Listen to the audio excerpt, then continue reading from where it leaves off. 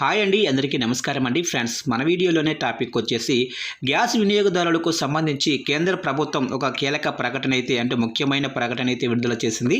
దీనికి సంబంధించిన వివరాలు అయితే మన వీడియోలో తెలుసుకుందామండి. అంటే గ్యాస్ వినియోగదారులకు కేంద్ర ప్రభుత్వం ఏం చెప్తుంది ఏంటి అనేది క్లారిటీగా తెలుసుకుందామండి. వీడియో మాత్రం పూర్తి వరకు చూడండి ఫ్రెండ్స్, అప్పుడే మనకి పూర్తి సమాచారం అయితే తెలుస్తుంది. లేట్ చేయకుండా టాపిక్లోకి వెళ్ళిపోదాము. ఇక ఇరాన్ యుద్ధం వేళ దేశవ్యాప్తంగా గ్యాస్ కొరత తప్పదన్న ముందస్తు భయాల నేపథ్యంలో ఎల్పీజీ సిలిండర్లకు కృత్రిమ కొరత ఏర్పడింది. ఈ సమస్య నానాటికి తీవ్రమవుతుంది. ఓవైపు కేంద్రం ఎల్పీజీ ఉత్పత్తి పెంచుతున్న ప్రజల్లో నెలకొన్న భయాలతో గ్యాస్ సిలిండర్లు లభించని పరిస్థితి కూడా వచ్చేసింది. దీంతో కేంద్ర ప్రభుత్వం సమస్యల పరిష్కారం కోసం వీలైనన్ని మార్గాలను వెతుకుతుంది.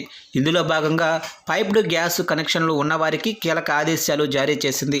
ఇక పైప్డ్ న్యాచురల్ గ్యాస్ కనెక్షన్ ఉన్నప్పటికీ గృహ ఎల్పీజీ కనెక్షన్ ఉన్న ఏ వ్యక్తి కూడా దాన్ని కలిగి ఉండొద్దని కేంద్ర పెట్రోలియం మంత్రిత్వ శాఖ తాజా ఆదేశాలు జారీ చేసింది.